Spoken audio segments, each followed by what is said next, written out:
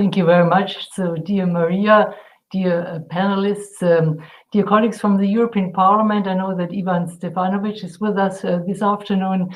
Dear ladies and gentlemen, from wherever you are connected to this session, I also would like to, first of all, warmly welcome you to this exciting topic which we are discussing today on behalf of the European Internet Foundation. So it's great that you are joining us today. I hope that everyone is healthy and in good spirit, even though we do not yet know the outcome of the US election. So we are still waiting for that. Let me come to the topic of today's conference, Europe's digital sovereignty, or better, Europe's strive for digital sovereignty.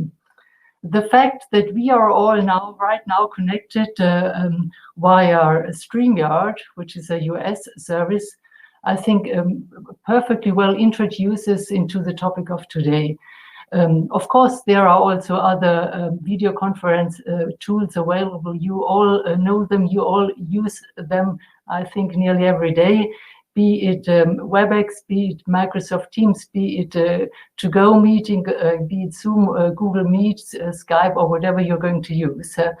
All of them have one thing in common, that is that they are all US services.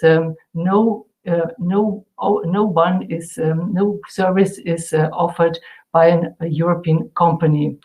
And well, that is something which we have to question. Maybe we have to be concerned about it.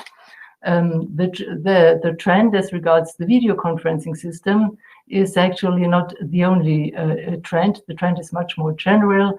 The EU, the European Union, is lagging behind if you look at the digital world, and the same is true with regard to China. China is also rapidly catching up and much better off compared to the European Union. Looking at our global competitors, we have to realize that we are talking about global tech companies, which right now collect, store, process, analyze all our data available. I think it's a little bit comparable to the US election system, where the winner takes it all principle is applied in all the states right now when counting the votes. And actually, we have to consider that development quite serious, because the consequence is obvious. We are in Europe heavily dependent on global techs outside Europe. And that has been even more true if you look at the pandemic times in which we are right now. We really learned every day, every minute, how dependent we are. So, dear ladies and gentlemen, dear colleagues, dear panelists, that's the question of today. What is the solution? Yeah, what to do? This question is one of the most discussed topics in the European Parliament now for months, actually. And I'm really looking forward to our discussion and our panel, the answer of our panelists today. For starting the discussion, maybe I'd like to reflect 5 points which are very important for my own assessment on how to find a solution, on how to deal with the topic. Firstly, digital sovereignty does not mean advocating for isolation or protectionism. This is definitely not our European approach. The aspiration is a different one. We want Europe to be a player, not only the playing field. Secondly, we in Europe, you all know that very well, we care about data protection. Data protection is key for the European Union.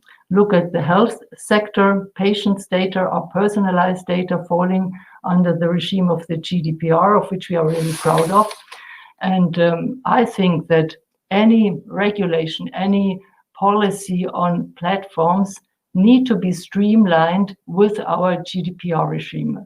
For industrial data, of course, that might be a different story. Thirdly, competition law does not help us to arrange for a fair level playing field in the market. I think we need ex-ante regulation for dominant market players in order to prevent data leaches. How to do this? I think that's really the most interesting question of today. And let me stress, I think it's really not an easy question. We had a lot of discussions already in Parliament, and we are still trying to find out what's the right approach. But I truly believe if we in the European Union are elaborating on a good solution, that can also be a sort of role model for the rest of the world. Fourthly, Europe is not only about industry, about market, about technology. Europe has always been about values as well. Increasingly, the idea of a European digital public sphere has emerged. And I'm more than happy that my dear friend from study times, Ulrich, Wilhelm, is with us today, because actually I'm sure he will present his ideas on that approach in more detail. I'm looking forward to that.